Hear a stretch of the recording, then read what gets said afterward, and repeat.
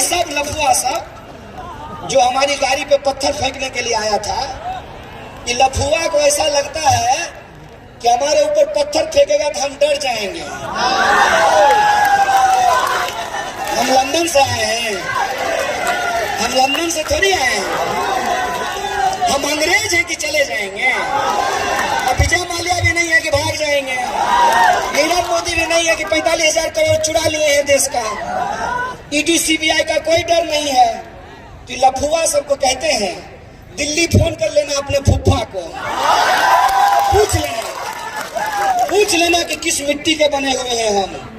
बिहार में पैदा हुए हैं, डर से तो बिल्कुल नहीं डरा सकते हो। तो लफुआ सब फोन किया, अरे बॉस गड़बड़ हो गया है। अमित शाह टकला खुजला करके बोला कि क्या गड़बड़ हो गया है? बोला हिंदू का नाम बाहर हो गया है 15 लाख। अब हिंदू मुसलमान कैसे करेंगे चुनाव में? वोटे बिगड़ जाएगा।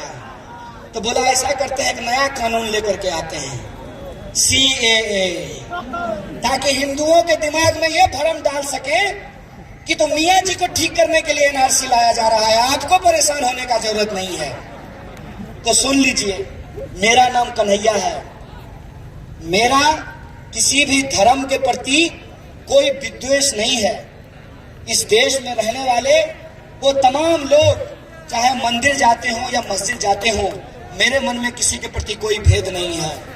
मैं जो आपको कहता हूं वो हकीकत आपको बताता हूं। हकीकत ये है कि अगर पूरे देश में NRC लागू होगा तो इस देश के जो गरीब गुरबा लोग हैं, पिछड़े हैं, अति पिछड़े हैं, दलित हैं, महादलित हैं, जो गरीब लोग हैं, किसानी करते हैं, मजदूरी करते हैं, कागज की गड़बड़ी के चलते किसी भी धर्म और किसी भी जाति के लोगों का नाम NRC से बाहर हो सकता है। मैदान में पहुंचेगा। इस जनगण मन यात्रा का उद्देश्य है हमारा देश, हमारा संविधान, बापू धाम से गांधी मैदान, ये जनगण मन यात्रा निकाली गई है। ये जनगण मन यात्रा जब पटना 29 तारीख को पहुंचेगा तो पटना के गांधी मैदान में एक बड़े महारैली के रूप में नागरिकता बचाओ देश बचाओ महारैली के रूप में परिवर्तित होने वाला है। इसीलिए मैं आप तमाम लोगों से आप लोगों का साथ मांगने के लिए आया हूं। हम चाहते हैं कि आप लोग अपना हाथ बढ़ाएं। वो गाना आपने सुना होगा, साथी हाथ बढ़ाना, एक अकेला थक जाएगा, मिलकर साथ निभाना। साथ मांगने के लिए आया हूं। इस कोसी की धरती पर जो गंगा जमुनी तहजीब की धरती है, हर जमाने में चाहे अंग्रेजों का दौर हो या अंग्रेजों के बाद आजाद भारत में, जब जब इस देश को जरूरत हुई है, कोसी की जनता ने, कोसी की शांति प्रिय जनता ने इस देश के निर्माण में अपनी महती भूमिका निभाई है। इसीलिए मैं आप तमाम लोगों को न्योता देने के लिए आया हूं, आपसे अपील करने के लिए आया हूं कि आप लोग इस लड़ाई में, देश में जो आजादी हमको 1947 में मिली है, जो संविधान डॉक्टर बाबा साहब भीमराव अंबेडकर ने 1950 में बनाया है, लागू किया है, उस संविधान को, उस संविधान की रक्षा के लिए, इस आजाद देश में आजादी को बचाने के लिए हमारा साथ दीजिए। बोलिए साथ देंगे कि नहीं देंगे? अगर साथ देंगे तो मैं आप तमाम लोगों से यह अपील करने के लिए आया हूं कि आप 29 तारीख को पटना के गांधी मैदान में आइए। बोलिए आएंगे तमाम लोग? सब लोग आएंगे? सब हाथ उठ रहा है, इधर से कुछ हाथ नहीं उठ रहा है। देखिए हाथ उठा दिए हैं। आप लोग जनता हैं, आप नेता नहीं है कि झूठ बोलिएगा। जनता झूठ नहीं बोलती है, नेता झूठ बोलते हैं। तो ऐसा नहीं होगा ना कि पटना में 29 तारीख को हम लोग अच्छा दिन का इंतजार करते रहेंगे और अच्छा दिन आए ही नहीं। ऐसा नहीं होगा ना। आप सब लोग आएंगे, तो मैं भी आपसे एक वादा करता हूं, नेता की तरह नहीं, आपका बेटा की तरह। जो बुजुर्ग यहाँ बैठे हुए हैं वो हमारे पिता समान हैं, जो माएँ हैं वो हमारी माँ समान हैं, जो बहनें हैं मैं उनका भाई समान हूँ, और जो नौजवान हैं मैं उनका दोस्त समान हूँ।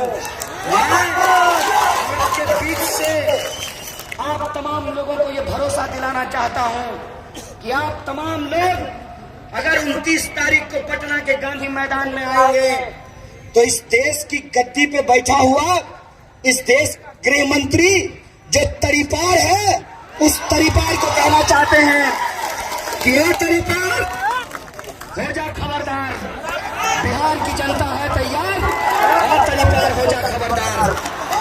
ये बिहार की जनता, ये बिहार की धरती है, और बिहार एक क्रांतिकारी इतिहास रखता है अपने आप में समेटकर। बिल्कुल। बिहार शांति का संदेश भी देता है।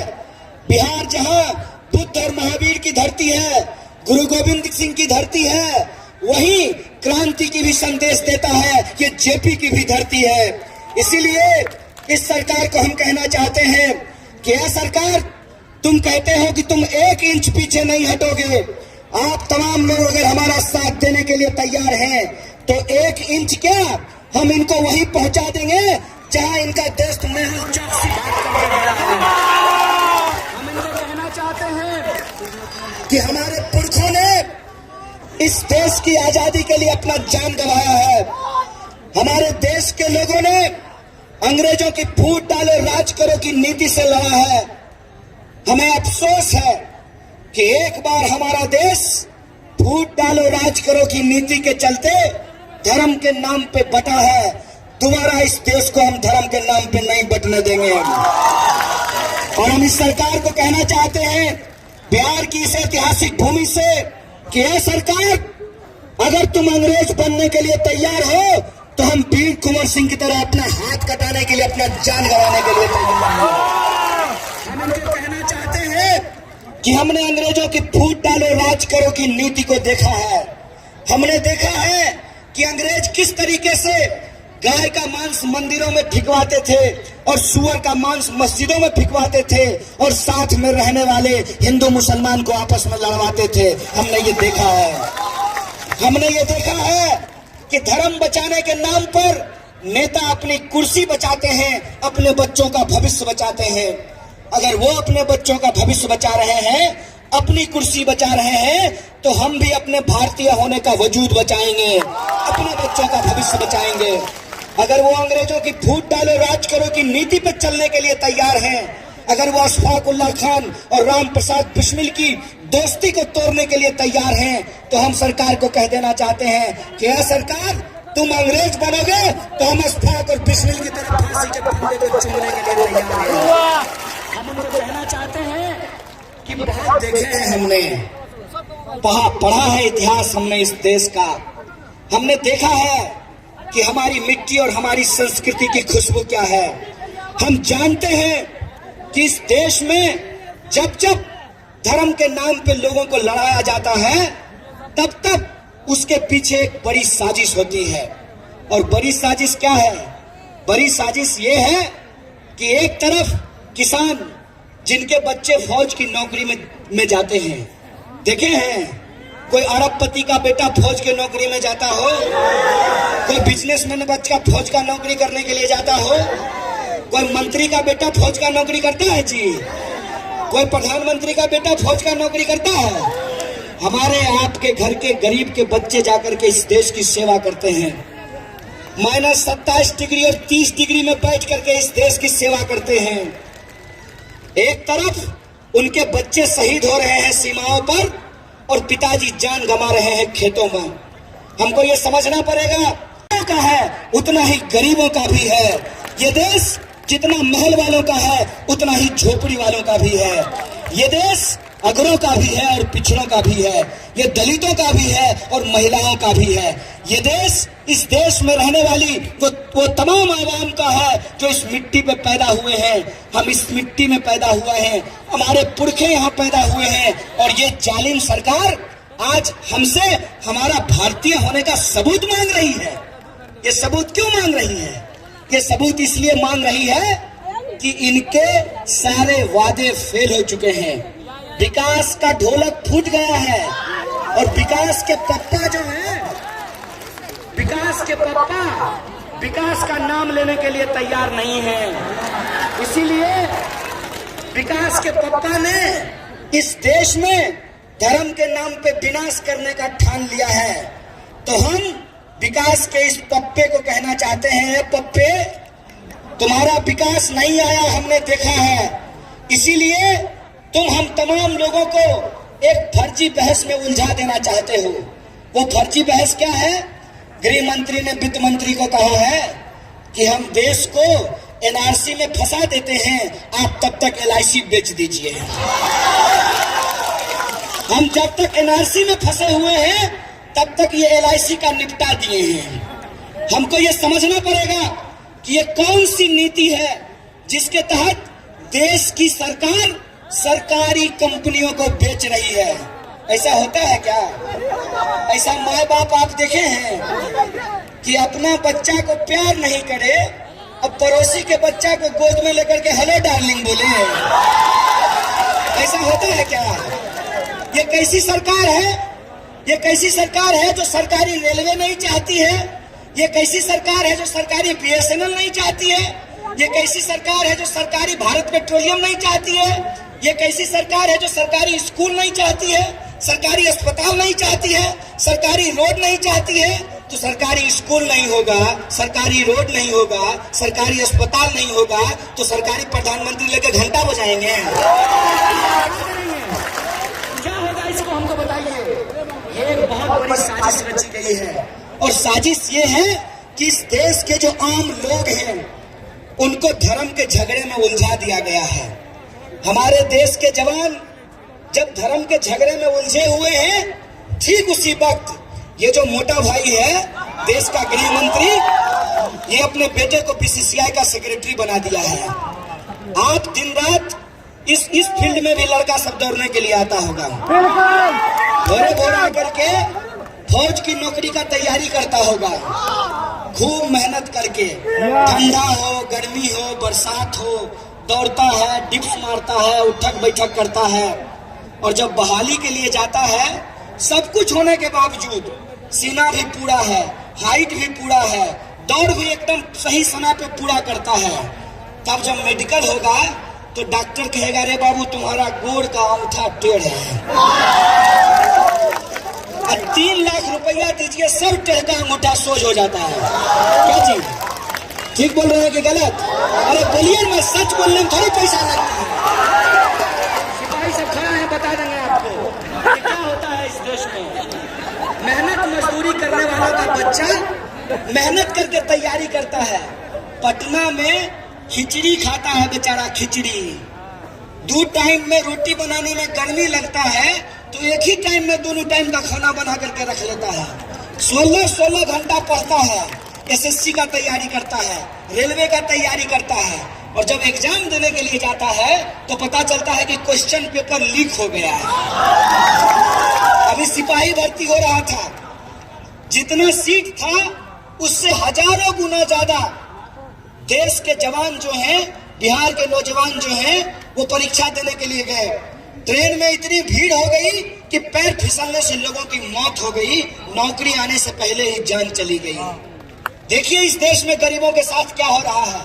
हमको देश में धर्म बचाने के नाम पे बंदूक थमा दिया है, अपने बेटा को बीसीसीआई का सेक्रेटरी बना दिया है। ये हमको सोचना पड़ेगा कि हमको किस झगड़े में उलझाया जा रहा है।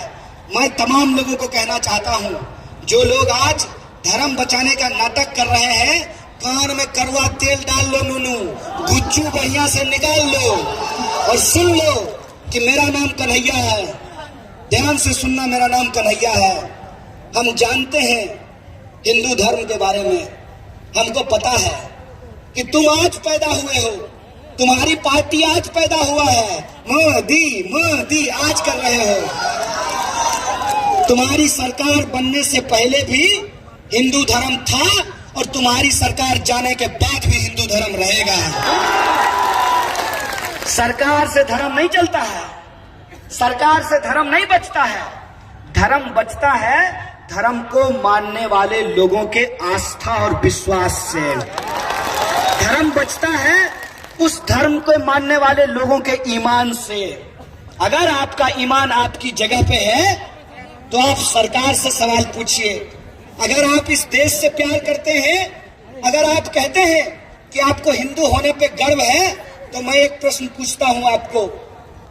हिंदू धर्म की फिलॉसफी में, दर्शन में यह बताया गया है कि हर मनुष्य में ईश्वर का वास होता है। हर मनुष्य में ईश्वर का वास होता है। होता है कि नहीं होता है? तो टीका लगाने वाले में भी ईश्वर है और टोपी पहनने वाले में भी ईश्वर है ना। फिर धर्म के नाम पे दंगा क्यों होता है? क्यों धर्म के नाम पे दंगा होता है? जब हम कहते हैं कि हमारा भगवान को मानने का तरीका अलग अलग हो सकता है। कोई सजदे में सर झुकाता है, कोई ईश्वर के सामने आरती दिखाता है। तरीका अलग अलग हो सकता है। मूर्ख से मूर्ख आदमी ये बात जानता है कि सबका मालिक एक है, ईश्वर अल्लाह एक है। अगर ईश्वर अल्लाह एक है तो इस देश में कुर्सी के लिए धर्म का धंधा क्यों किया जा रहा है? धर्म का धंधा इसलिए किया जा रहा है, जब देश में अर्थव्यवस्था का धंधा चौपट हो गया है। 5 ट्रिलियन इकोनॉमी का वादा करने के बाद देश की जीडीपी को जब 5% पे पहुंचा दिया गया है, 45 साल में जब देश में सबसे ज्यादा बेरोजगारी है, किसान सबसे ज्यादा आत्महत्या कर रहे हैं, पिछले 5 साल में 3 करोड़ 16 लाख लोगों की नौकरियां चली गई है। इसीलिए जब देश में अर्थव्यवस्था का जहाज डूब रहा है तो अपनी राजनीतिक कुर्सी बचाने के लिए एनआरसी और एनपीआर और सीए का खेल खेला गया है। इसीलिए मैं आप तमाम लोगों से कहने के लिए आया हूं, हमारे सामने दोहरी चुनौती है। पहली चुनौती यह है कि देश को बांटने वाला अपने ही देश के नागरिकों को अपने ही देश में परेशान करने वाली जो प्रक्रिया है एनआरसी एनपीआर, हम उसके खिलाफ भी लड़ेंगे और हमारे देश के जो भविष्य है उनके रोजगार के लिए, सबके अधिकार के लिए और सामाजिक न्याय के लिए भी लड़ेंगे। एक हाथ में तिरंगा लेकर के, संविधान लेकर के जो आजादी हमको मिली थी उस आजादी को भी बचाएंगे और जो नौनिहाल आपके गोद में है उसके भविष्य की भी रक्षा करेंगे। ये दोनों लड़ाई हमको लड़नी पड़ेगी। सवाल ये है कि ये सीएए का खेल क्यों खेला गया है? सीएए क्यों लाया गया है? मोटा भाई ढोंगी के पास गया था, ढोंगी भाषण दे रहा था। ना, जोगी उसको कहिए ही मत। अगर आप उसको जोगी कहेंगे तो आप जोगी को बदनाम करेंगे। हर पीला चीज सोना नहीं होता है और हर भगवा पहना हुआ इंसान संत नहीं होता है। इस देश में संत की परंपरा है, इस देश में त्याग की परंपरा है, इस देश में कबीर की भी परंपरा है, नानक की भी परंपरा है। ये बिहार की धरती है। यहाँ पे एक संत हुए जो किसानों के लिए लड़े थे, स्वामी सहजानंद सरस्वती। एक से एक हमारा इतिहास है। ये लोग इतिहास को तोड़ मरोड़ करके हमको आपस में बांटने की साजिश रच रहे हैं। तो मोटा भाई जब ढोंगी के पास गया तो मोटा भाई भाषण दे रहा था रैली में, और रैली में लोगों से पूछ रहा था और कह रहा था कि जो लोग सीएए का विरोध कर रहे हैं वो इस देश में हिंदुओं, सिखों, बौद्धों, जैनियों, पारसियों को नागरिकता देने के खिलाफ हैं। तो मैं भी आप तमाम लोगों से एक सवाल पूछने के लिए आया हूं। आप लोग सीएए का विरोध करते हैं कि नहीं करते हैं? सब लोग करते हैं। एक बात बता दीजिए, आप किसी को नागरिकता देने के खिलाफ हैं क्या? किसी को नागरिकता देने के खिलाफ नहीं है ना? तो फिर ये झूठा झूठ क्यों बोल रहा है? ये क्यों झूठ बोल रहा है? ये झूठा इसलिए झूठ बोल रहा है कि ये इस देश के लोगों को गुमराह कर रहा है। इस देश में एक साथ जो रहने वाले हैं हिंदू और मुसलमान, उनको आपस में भड़का रहा है। और इनका जो गुड़गा है 200 रुपया पे जो अपना ईमान बेच देता है, एक चुरू दारू और 2 पीस मुर्गा, इतने पे जो इनकलाब जिंदाबाद करता है, वो जाकर के लोगों के बीच में झूठ बोल रहा है। झूठ क्या बोल रहा है कि एनआरसी होगा ना तो मुसलमान सब लोग को देश से मोदी जी भगा देंगे और उसका जमीन जथा घर द्वार तुमको दे देंगे। अरे डपोर संख, बकलोल हो क्या? बकलोली में बीए पास किए हो? पूरा मामला समझ लीजिए। सबसे पहले एनआरसी असम में लागू हुआ था और असम में जब एनआरसी लागू हुआ तो लिस्ट जारी नहीं हुई थी। लिस्ट जारी होने से पहले अमित शाह के दिमाग में एक आइडिया सूझा। अपने आप को चाणक्य समझता है ना, कहते हैं ना होशियार आदमी 3 जगह माखता है, कि बेसी होशियार है कि 4 जगह माख गया है। पहले गोर में, फिर हाथ में, फिर नाक में, फिर मुंह में, ये 4 जगह माख गया है। ये आसाम की एनआरसी लिस्ट जारी होने से पहले ही अति उत्साह में बोल दिया कि पूरे देश में एनआरसी लागू करेंगे। होता है ना, नया नया मोटरसाइकिल चलाने के लिए लड़का सब सीखता है तो जोर से एक्सीलेटर देगा। तो नया नया गृह मंत्री बना है तो समझता है कि देश इनके बाप का है, तो उत्साह में बोला कि पूरे देश में एनआरसी लागू करेंगे। घोषणा कर दिया, चमड़ा का जवान है, बोल दिया। बोलने में पैसा थोड़ी लगता है। बिहार में जन्मता, गुजरात में नहीं जन्मता तो माँ बाप सिखा देते, रे बउआ यही मुंह पान भी खिलाता है और जूता भी खिलाता है, तो माँ बाप समझा देते। तो सीखा तो है नहीं। अपना 303 सीट मिला है घमंड में। रावण को भी घमंड था। अब 1 गो मूड़ी वाला को घमंड होता है, रावण को 10 गो मूड़ी था। तो उसको घमंड में लगता था कि राम को हरा देंगे। घमंड किसी का भी हो, रावण का या अमित शाह का, टूटता जरूर है। नशा कैसा भी हो, नशा कैसा भी हो, पन्नी वाला या बोतल वाला उतरता जरूर है। नशा तो उतरेगा ना जी। 303 सीट जीता, घमंड में बोला कि पूरे देश में एनआरसी लागू करेंगे। इतने में आसाम की एनआरसी की लिस्ट जारी हो गई। आसाम की एनआरसी की जब लिस्ट जारी हुई तो 19 लाख लोगों का नाम एनआरसी से काट के हटा दिया गया और उस 19 लाख में से इसका कैलकुलेशन नहीं कहते हैं जिसकी जितनी बुद्धि, इसके कैलकुलेशन के हिसाब से 19 लाख में से 15 लाख मुसलमानों का नाम बाहर हो गया उल्टा। 19 लाख में से 15 लाख हिंदुओं का नाम बाहर हो गया।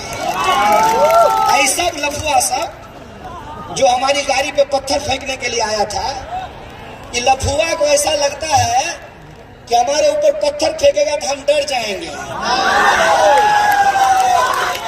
हम लंदन से आए हैं, हम लंदन से थोड़ी आए हैं। हम अंग्रेज हैं कि चले जाएंगे। अब विजय माल्या भी नहीं है कि भाग जाएंगे। नीरव मोदी भी नहीं है कि 45,000 करोड़ चुरा लिए हैं देश का। ईडी सीबीआई का कोई डर नहीं है। तो लफुआ सबको कहते हैं, दिल्ली फोन कर लेना अपने फूफा को, पूछ लेना कि किस मिट्टी के बने हुए हैं हम। बिहार में पैदा हुए हैं, डर से तो बिल्कुल नहीं डरा सकते हो। तो लफुआ सब फोन किया, अरे बॉस गड़बड़ हो गया है। अमित शाह टकला खुजला करके बोला कि क्या गड़बड़ हो गया है? बोला हिंदू का नाम बाहर हो गया है 15 लाख। अब हिंदू मुसलमान कैसे करेंगे चुनाव में, वोटे बिगड़ जाएगा। तो बोला ऐसा करते हैं, एक नया कानून लेकर के आते हैं, CAA, ताकि हिंदुओं के दिमाग में यह भ्रम डाल सके कि तो मियाँ जी को ठीक करने के लिए एनआरसी लाया जा रहा है, आपको परेशान होने का जरूरत नहीं है। तो सुन लीजिए, मेरा नाम कन्हैया है। मेरा किसी भी धर्म के प्रति कोई विद्वेष नहीं है। इस देश में रहने वाले वो तमाम लोग चाहे मंदिर जाते हो या मस्जिद जाते हो, मेरे मन में किसी के प्रति कोई भेद नहीं है। मैं जो आपको कहता हूँ वो हकीकत आपको बताता हूँ। हकीकत ये है कि अगर पूरे देश में एनआरसी लागू होगा तो इस देश के जो गरीब गुरबा लोग हैं, पिछड़े हैं, अति पिछड़े हैं, दलित हैं, महादलित हैं, जो गरीब लोग हैं, किसानी करते हैं, मजदूरी करते हैं, कागज की गड़बड़ी के चलते किसी भी धर्म और किसी भी जाति के लोगों का नाम एनआरसी से बाहर हो सकता है। और ऐसा आसाम में हुआ है। हुआ यह है कि हिंदुओं का भी माई का नाम है, बाप का नाम है, एगो बेटा का नाम है, एगो बेटा का नाम नहीं है। तो दूसरा बेटा कहा, ईमेल से आया था, एसएमएस हुआ था क्या कि उसी माई बाप का बेटा है? माई बाप नागरिक है, एक भाई भी नागरिक है। बताइए दूसरा भाई नागरिक नहीं होगा, ऐसा हो सकता है? ऐसा क्यों होता है? ऐसा इसलिए होता है कि हम लोगों का कागज पत्तर सब ठीक नहीं होता है। मैट्रिक में आपके नाम और आपके पिताजी का नाम का स्पेलिंग कुछ और होगा, बीए में कुछ और होगा, एमए में कुछ और होगा। क्या जी बाबू, होता है कि नहीं होता है? आपके सबके पास वोटर आईडी है ना? अपना अपना वोटर आईडी आज घर पे जाके चेक कर लीजिएगा। आपका ओरिजिनल बर्थ डेट उसमें है लिखा हुआ? एक तो ये बिहार है, लोग जन्मते हैं 85 में और लिखते 87 है, जन्मते 87 में है, लिखते 89 में है। पैदा मार्च में होते हैं और जन्मदिन जनवरी में होता है। मेरे साथ भी हुआ है, पैदा मार्च में हुए हैं, सर्टिफिकेट पे जनवरी लिखा हुआ है। ये कागज की छोटी मोटी गलतियां सरकारी लापरवाही के चलते होती हैं। लोग कम पढ़े लिखे लोग हैं, इसके लिए होती है, इसमें उनका कोई दोष थोड़ी है। आपको अगर आपके दादाजी के दादाजी का नाम याद नहीं है, इसका यह मतलब थोड़ी है कि आप देश के नागरिक नहीं है। क्या जी, मेरा गौर से सुन रहे हो? बताओ बाबा का क्या नाम है? याद है? देखिए नहीं याद है। बाबा का नाम नहीं याद है, इसका यह मतलब थोड़ी है कि बाबा हुए ही नहीं थे। बाबा हुए तब नाम हुए हैं। ये कैसी मूर्खतापूर्ण बात है। इस मूर्खतापूर्ण प्रक्रिया में ये देश को उलझा करके देश के लोगों का जो बुनियादी सवाल है, रोजी रोटी, कपड़ा, मकान, शिक्षा, स्वास्थ्य, सड़क, बिजली, पानी, आत्मसम्मान, उससे गुमराह करना चाहते हैं।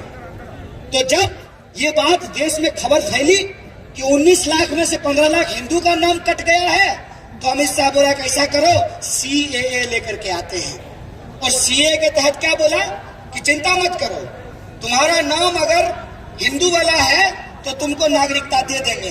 तो कान साफ करके सुन लीजिए, नागरिकता अगर आपकी एनआरसी के तहत ली जाएगी तो सीएए के तहत नागरिकता लेने के लिए पहले आपको नागरिकता छोड़नी पड़ेगी। अपने दिमाग में डाल लीजिए। और जब नागरिकता छोड़िएगा तो सिर्फ नागरिकता नहीं जाएगी, बाप दादा का जमीन भी जाएगा, वोट देने का अधिकार भी जाएगा, बैंक का खाता भी बंद होगा। ये अपने दिमाग में डाल लीजिए। इसीलिए ये सरकार एक खतरनाक काम करने जा रही है। घुसपैठियों के पहचान के नाम पर अपने ही देश के नागरिकों को पहचान करना चाहती है, परेशान करना चाहती है। ये तो वही बात हो गया ना कि गांव में अगर चोर घुस गया तो सौसे गांव में आग लगाना शुरू कर दिया। ये तो पहले कहावत एक सुनते थे ना कि सतुआ के साथ घून पिसा जाता है। कबीर दास के उल्टे पानी, अंगना सुखल घर में पानी। ये जो है सतुआ के साथ घून नहीं, घून के साथ ही सत्तू को पीसना चाहते हैं। गांव में भेड़िया घुस गया है तो भेड़िया पकड़िएगा कि बस्ती में आग लगा दीजिएगा? ये घुसपैठियों को पहचान करने की बात नहीं है। ये ठीक उसी तरीके से गुमराह कर रहे हैं जैसा नोटबंदी के वक्त आपको गुमराह किया था। क्या कहा था? 50 दिन की परेशानी है, लाइन में लग जाइए। हम लोग भी अपना अपना चुप है, किस उम्मीद में कि 15 लाख खाते में आएगा। आया 15 लाख खाते में? जैसे 15 लाख खाते में नहीं आया, उसी तरीके से मुसलमानों का जगह जमीन छीन करके आपको नहीं दिया जाएगा। इस भ्रम में मत रहिए। इसीलिए ये जो लड़ाई है, ये लड़ाई हम सब की लड़ाई है। इसको धर्म की लड़ाई मत बनाइए। ये देश में देश की आजादी और आप तमाम लोगों के हक और अधिकार को बचाने की लड़ाई है। बोलिए लड़ेंगे कि नहीं लड़ेंगे? सब लोग मिलकर के लड़ेंगे ना?